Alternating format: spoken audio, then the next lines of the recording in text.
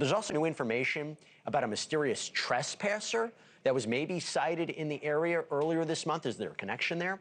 And these new searches, they may help piece together the story when you couple that with reported signs of forced entry and that Nancy apparently left her phone, her keys, her wallet in her home. Not to mention those possible blood spatters on her front porch that our own Brian Enid managed to get footage of yesterday. We talked about that. Having said all that, there is a sense of optimism when you had today Pima County Sheriff Chris Nanos telling NBC News that he believes Nancy Guthrie is still alive in spite of her urgent need for medication after all these days. But when asked why he thought that, he said, quote, "We have nothing else to go on but the belief that she's here, she's present, she's alive." Now, I don't know if the family finds that especially reassuring, considering now the New York Post is reporting the FBI is investigating these menacing letters sent to Savannah following her mother's disappearance. According to the Post, those letters claimed knowledge of the kidnapping, directly threatened Nancy's life, and that's on top of the possible ransom notes that have been sent to multiple news outlets since Nancy went missing. One of those notes, by the way, which was sent to TMZ, reportedly contained descriptions of what Nancy was wearing and mentioned that something was damaged in her house after the kidnapping. So potentially these are details that only the kidnapper would know. The note reportedly also demanded a ransom of millions of dollars in the form of Bitcoin. But the sheriff's office has said they're aware of the notes. They're sharing all the leads with the FBI. They didn't really say anything further. But what just happened? Earlier tonight, the Guthrie family broke their silence, responded to those ransom notes in a new video pleading for their mother's return. Take a look. Our mom is our heart and our home. She is 84 years old. Her health, her heart is fragile. She lives in constant pain. She is without any medicine. She needs it to survive. She needs it not to suffer. We too have heard the reports about a ransom letter in the media. As a family, we are doing everything that we can. We are ready to talk. However, we live in a world where voices and images are easily manipulated. We need to know, without a doubt, that she is alive and that you have her. We want to hear from you, and we are ready to listen. Please reach out to us. So proof of life in exchange for maybe negotiating a ransom. That's a way you might look at that. I'm joined right now by NewsNation senior national correspondent Brian Entin, who is live in Arizona. Brian, you have been quite active on social media in the last few hours, documenting authorities searching Nancy's house. We know that there has been a search of Annie's house. Do you have any idea about what the motivation is behind these searches, what evidence might have been collected? Well, that's the big question, Jesse, because we've been out here for days and it was very, very quiet. You know, the police had packed up. There was no crime scene tape. And then all of a sudden, this afternoon, what felt like out of nowhere, suddenly a dozen sheriff's deputies show up with their evidence response team. The crime scene tape goes back up around the house. We got our drone up very, very quickly, so we were able to see what was going on.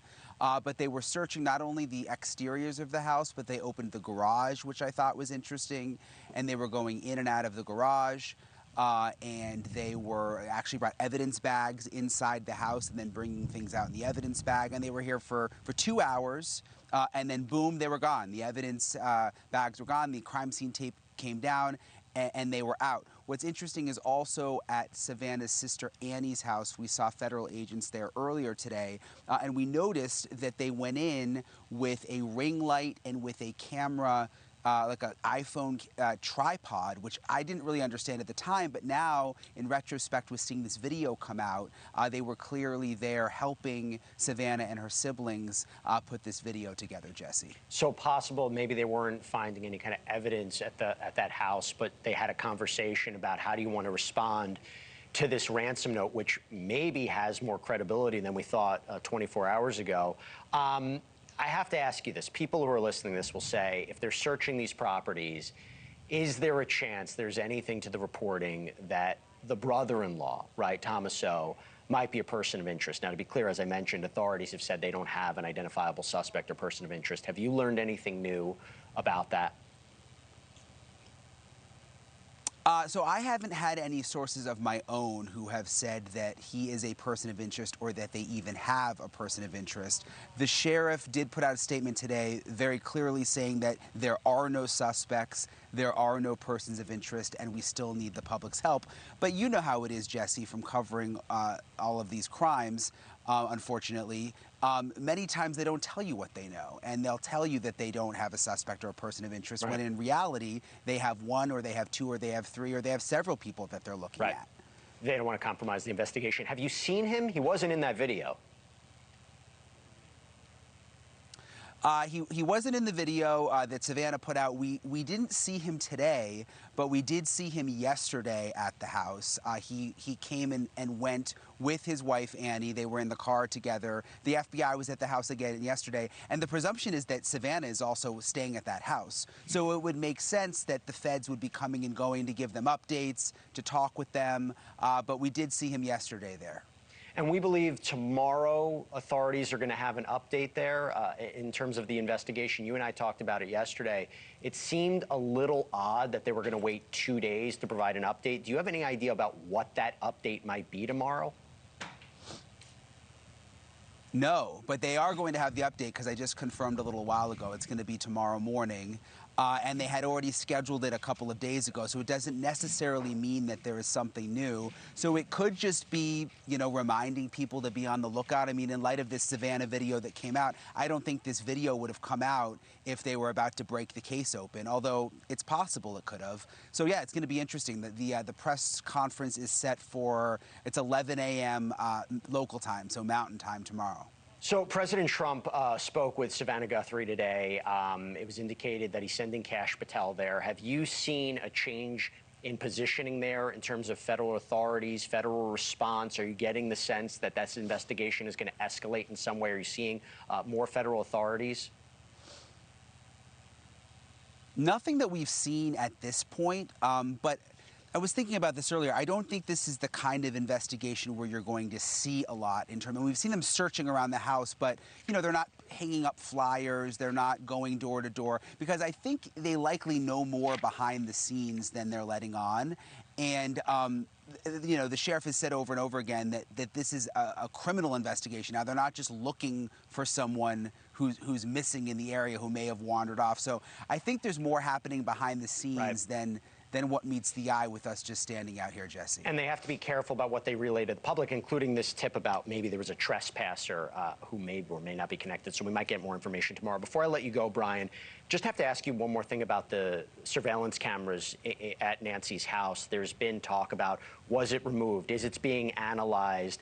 Real quick, in 30 seconds, do you know anything more about the camera system there, if they have any information about it caught anything, or if it's being analyzed? Well, we know the cameras are missing. The one in the front is missing. There's also one in the back. Ashley Banfield has reported missing. We've learned that they were Google cameras that do record to a cloud. So presumably they're trying to get that video. But you're right. Yesterday, the sheriff said they've been having a hard time getting the video. Whether there's an update on that now, we don't know. Thank you for watching. Subscribe below and download our NewsNation app right now on your phone, and you will get fact-based, unbiased news for all Americans.